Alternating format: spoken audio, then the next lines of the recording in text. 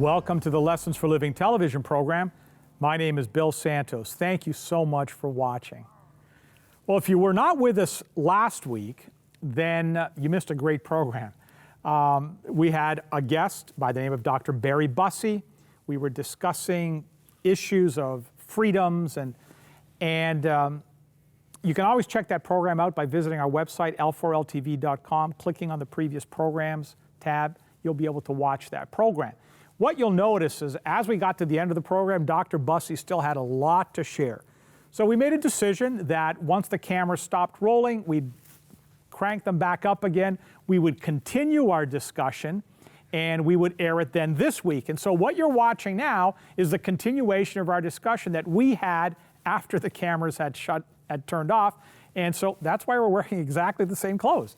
And so let me welcome Dr. Bussey back again. Welcome back. Great to be here, Bill.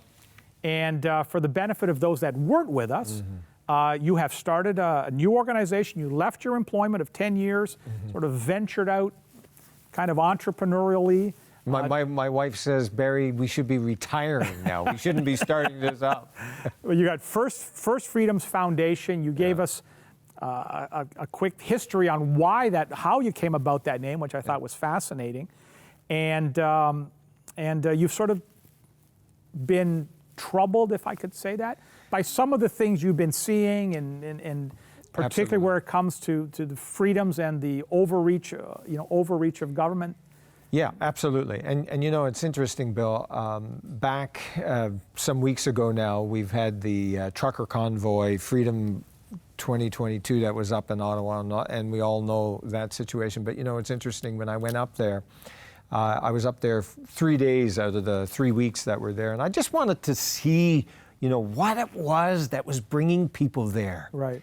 And what struck me was that how many people who were there, not because they were unvaccinated, although they were there too, but it was those who were vaccinated who were saying, look, we're looking at the freedoms being lost in this country with all of these vaccine mandates. And of course, as viewers would recognize, this was the result, this whole convoy was the result of the mandate on the truckers. Right. And, you know, then this is the backlash. Right. And, but it was that sense that freedom is being taken away. Right. And, you know, it was fascinating when I was up there, because there were no police cars that were overturned and windows smashed. There were no Molotov cocktails or any kinds of violence of that nature. But instead, we had the bouncy castles. We had all kinds of. I was watching the street hockey games and so forth, and there were thousands upon thousands of people who were coming there because they had felt that nobody was listening to them. The media wasn't listening to them, government wasn't listening to them, their employers weren't even listening to them. And they just got to the point where, you know, this is unacceptable for Canada to be in this kind of situation. And so it was fascinating that there, amongst all of those people, was this sense that we need to recognize the beauty of Canada, the beauty of the freedoms that we have, and we need to maintain them. And we need freedom of speech. Right. We need freedom of conscience, and we need the inviolability of the person. In other words, the state does not own my body. Right. My body, I get to decide whether I have medical treatment or not. That's my decision. And it's always been like that, hasn't it? It's always been like that. And this is a radical shift away from that. It is a rejection of 800 years at least in the British tradition of, you know, as we have come through all these hundreds of years. Yes, we've had all kinds of massacres and wars and everything else, but everything has led us to the Canada that we have now, to the Charter of Rights that we have now, to our constitutional understanding, as you know, we say our first freedoms: freedom of speech, freedom of conscience, and inviolability of the person. Those are original freedoms. They existed prior to the state. So what would you say? Let me play Yeah. devil's advocate, and you can be Daniel Webster. So what would you say to someone that says, come on, Barry, that's an overreaction. Our freedoms are not, our freedoms are not at risk. Well, let me tell you that as we saw with the truckers and how they have been vilified in the press, right? These were the fringe minority with unacceptable views. I was up there. There were tens of thousands of people that were there. And then because they had an opinion, a view, expression that was totally unacceptable to the government implemented the Emergencies Act. Never been done before under this act, was brought into law in 1988. But the Emergencies Act says that it can be invoked if there's a national emergency. And a national emergency is a crisis wherein the health, the safety of Canadian citizens are in such a state that the provinces are unable to deal with it, either capacity-wise or having the legal authority, or if there is a national emergency that deals with like a state of war or the territorial integrity of Canada, all right? Those are the two items, right? Now, there are 4 different types of national emergencies, and the one that the government chose was the public order one. But here's the thing.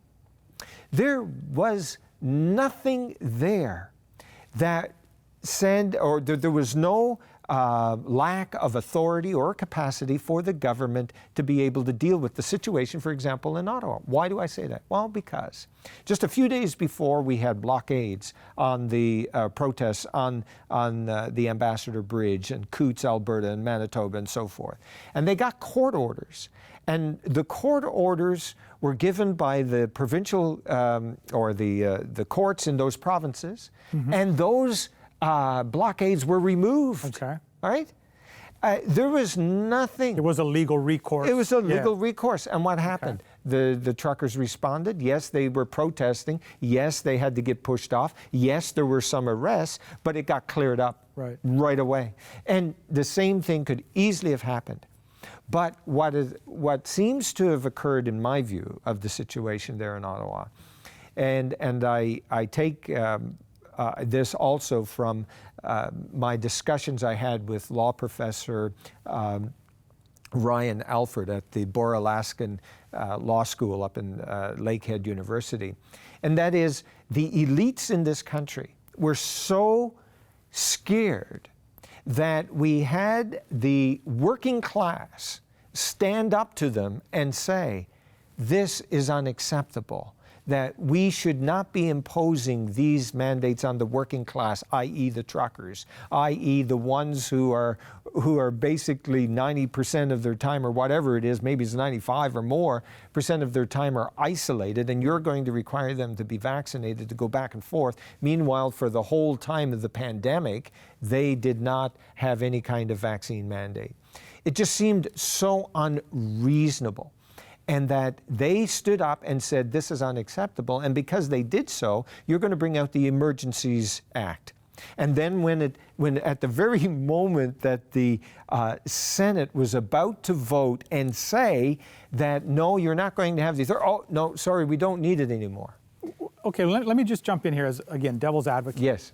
Okay, so someone says to you, okay, Barry, let's agree that, okay, they made a mistake. They so big deal. Okay, they invoked the Emergencies Act. They shouldn't have. Okay, so we just go forward for it. What's the big deal that it was invoked? Right, and fair question. The big deal is this.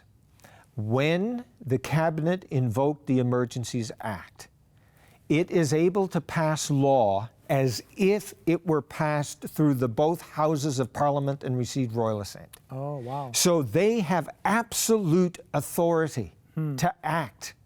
And, really all of our civil liberties are held in abeyance at that point, because it's whatever the government wants will be law. Right. This is unheard of. This happens. Yes, it has happened in the past. It happened in World War I with the emergencies, with the War Measures Act in World War I, World War II, and yes, it happened for that short period in the 1970s with the FLQ. Yeah. But we're talking about murders were going on here. We're talking about insurrection. We're talking about terror. We're talking about war. This had nothing to do with war. This had everything to do with a protest. So in your opinion, has that lowered the threshold for another government that comes in someday to invoke it again? You know what? This is a danger that everyone should be thinking about, no matter what the partisan attitude is or your partisanship whatsoever.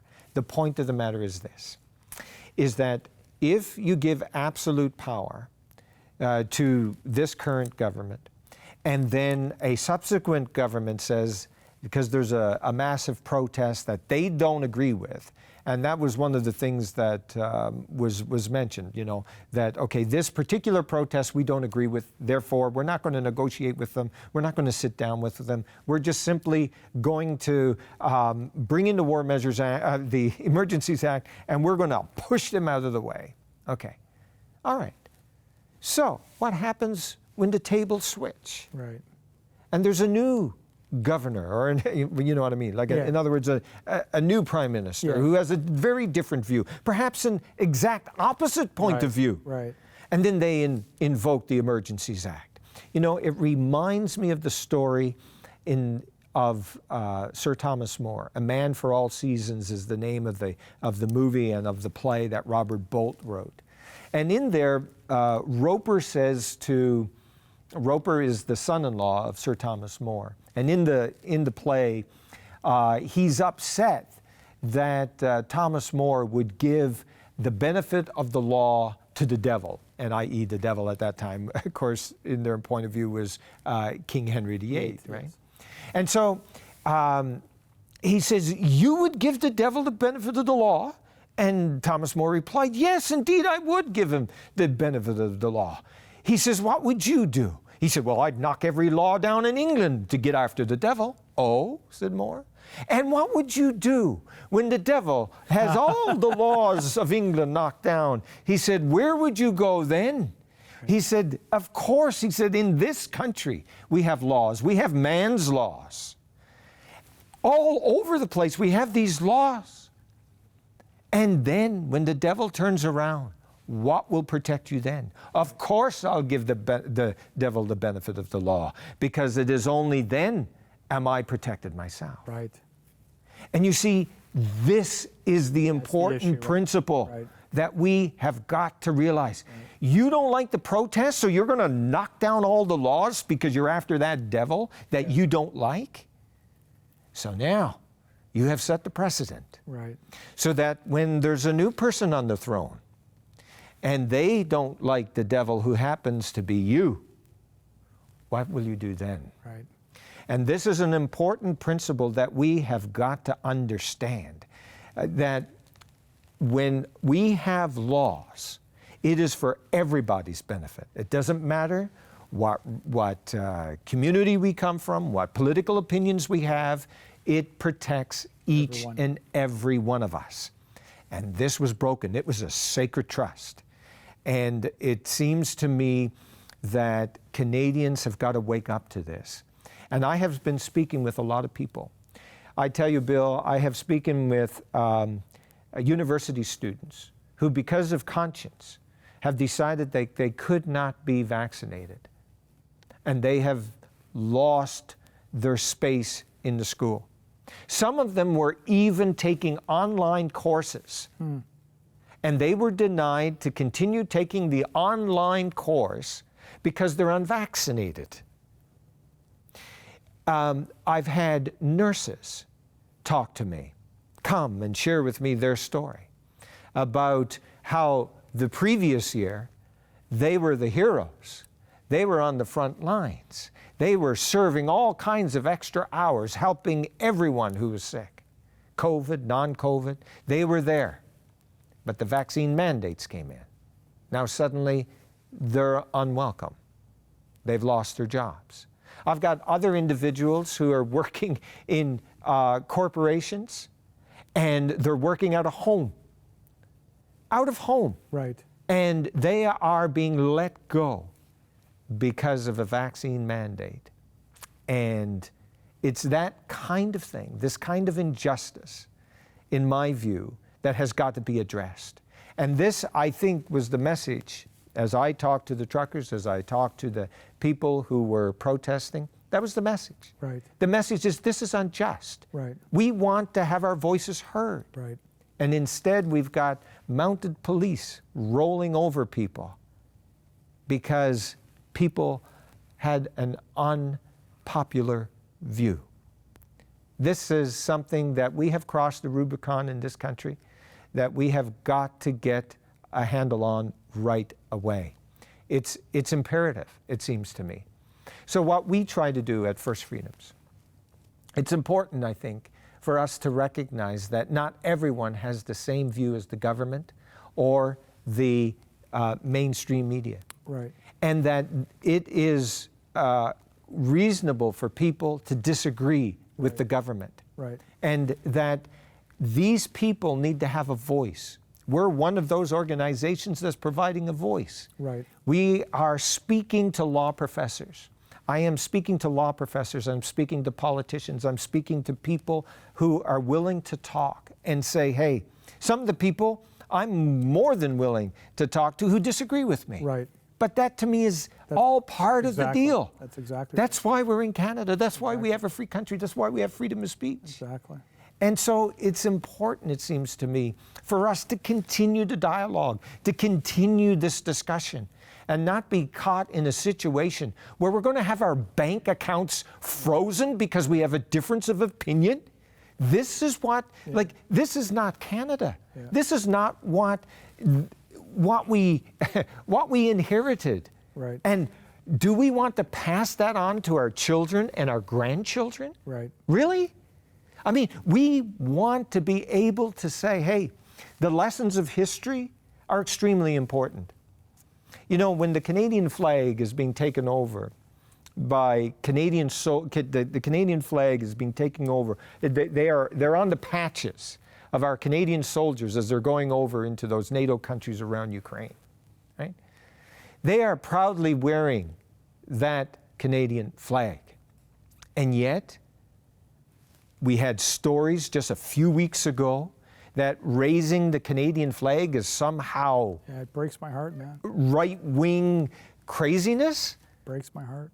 I mean, the Canadian flag is but a symbol. But what is that symbol? The symbol is not colonialism. The symbol was colonialism part of our past? Yes. But have we learned from colonialism? Yes, we have. We've made mistakes. Absolutely. You know, it's interesting, Professor Alford shared with me, he said, you know, the reality is a lot of people have been, beating on the statutes, of various historical leaders. And you look at John A. Macdonald, for example, and he said some pretty nasty things with respect to the First Nations people. He was involved in the Indigenous schools, and we know what catastrophe that was and all the rest of it. But I didn't realize this before, but he shared with me, he said, you know, that that Macdonald actually had the Canadian government spend all kinds of money to be sent out, individuals in the medical profession sent out to do chickenpox inoculations in all of the First Nations places. So it's a very complicated history. Yeah. Of course people have made mistakes. Yes. You and I have made mistakes. All of the journalists who are reporting how racist so-and-so is or this one or that one is have made mistakes. Yeah. We've all made mistakes. But what we have done in Canada, in the history of our nation, is that we've learned from our mistakes. Right. You know, I've always been impressed when I see Canadian governments of the past who were faithful to the commitments they made to different immigrants. Ukrainian Mennonites, okay? Mennonites who were originally not from Ukraine but lived into Ukraine, in the 19th century were promised by Canada that if they would come to this country, they wouldn't have to fight in a war, because in the Mennonite very pacifist tradition, they would not take up arms in times of war. The Canadian government said, look, you come, you settle in our prairies. We will ensure that you can have your schools, that you won't have to bear arms if we are ever in a war. World War I comes, World War II comes. And our Canadian government remained faithful to that premise, right? That's that Canada. promise they made. Yeah. That promise, yes. That is the kind of Canada that we need to be standing up for even today. And so when we have the promises, in essence, they are promises in our Charter rights and freedoms. These promises are to be kept. They're not to be treated flippantly. They're not to be something that we can just step on because we have a difference of opinion on a medical issue. Right?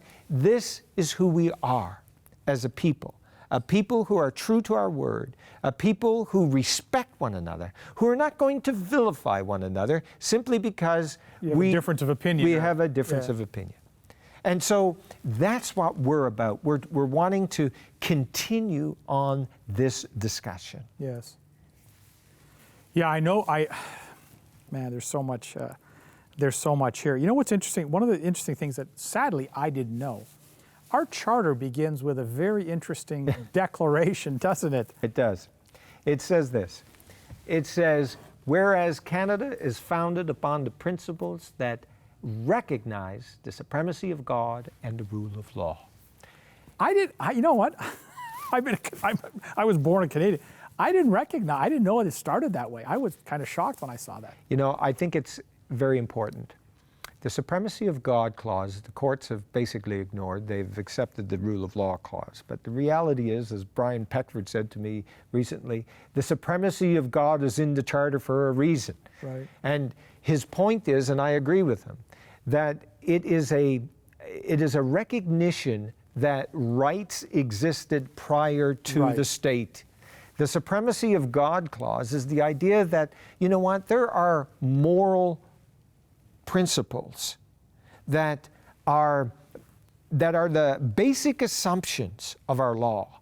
And that is something we have lost. Professor Ryan Alford, who I mentioned before, you know, in law schools today, we're not even taught anything about the history of law, the rule of law.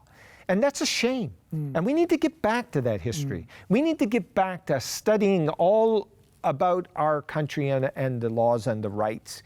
And it's important for us to recognize that there are moral positions. Every time I hear people say, well, you know, there's no such thing as moral absolutes. Really? The fact that you're saying that is, in fact, you're saying it's a moral absolute, that there's no moral absolutes. Right. You know, and so we've got to recognize that whenever we're making these various positions, whenever a prime minister is speaking, whenever a law is passed, it's making a moral statement. And we need to get back to understanding who we are as a people. What are the assumptions of our law? What are these presuppositions that we have? And it seems to me that right now is the time, after going through this horrendous experience. I've had all kinds of people say to me, you know, Barry, I decided to pull my money out of the bank because of people having their bank accounts frozen. And others have said to me, I'm actually planning on leaving Canada. I know, I've been hearing. I mean, that's horrible. Yeah, it's very sad. You know, and so the time has come. I think we need to recognize, we have seen, if there's a white pill, as they say, the hope is we have seen the brink of where we were. We have pulled back. Let us pull back from that brink. Let us not get involved in another situation where any government official is going to just simply take on absolute power just because of a difference of opinion. Well, we could probably sit here again for more discussion, but we're going to have to wrap it up here. Yeah, Thank you, Barry. It was my pleasure. Just very quickly, just before we go, Yep. First Freedoms, what your website again? Yeah, so firstfreedoms.ca. Firstfreedoms.ca. Yeah, we have a newsletter there for people to sign up, and we send out. And I do all kinds of. You'll see we're also on First Freedoms on Facebook, First Freedoms Canada, Rumble, so forth. Okay. Yeah. And let me appeal to our viewers, if you can make a donation to keep Barry's organization going, please consider that. Let's have a word of prayer before we go. Our gracious God, our loving Heavenly Father, creator of everything, we want to thank you for your love and your mercy. We ask humbly, Father, that you bless our nation, bless those that have been placed in a position of authority and leadership. Father, give them the wisdom on how to lead. Bless each and every viewer that has joined us. May they feel your presence just closely in their lives. In Jesus' name we pray. Amen. Well, we've come to the end of another Lessons for Living television program. Thank you so much for watching. We're grateful that you were here with us. And I would be remiss if I didn't thank our special guest, Dr. Barry Bussey. Thank you. You always bring such important insights, and we really want to thank you for that. So thank you, man. It was my pleasure. We look forward to having you back again. I know there's a lot more for us to talk about. Sure. And so check out Barry's organization, firstfreedoms.ca. You can find them also on Facebook. You can find them on Rumble. So check that out. And like I said, if you can make a donation, help this worthy organization, we would encourage you to do that. Check out our website, l4ltv.com. On our previous programs tab, you're going to see a link there to Barry's organization. So if you didn't jot down the website, don't worry about it. Go to l4ltv.com, click on previous programs. Underneath the previous program, you're going to see a couple of buttons. There's going to be Barry's organization there. Hey, before we go, we're quickly running out of time. Instagram, follow me on Instagram. Every morning, 6:30 a.m. Eastern Time, I put out a 1-minute devotional video. Start your day with things focused on things of heaven. We are all out of time. Thank you again for being with us. Thank you, Barry. And we look forward to doing this again next time. We hope you'll join us. Until then, God bless you.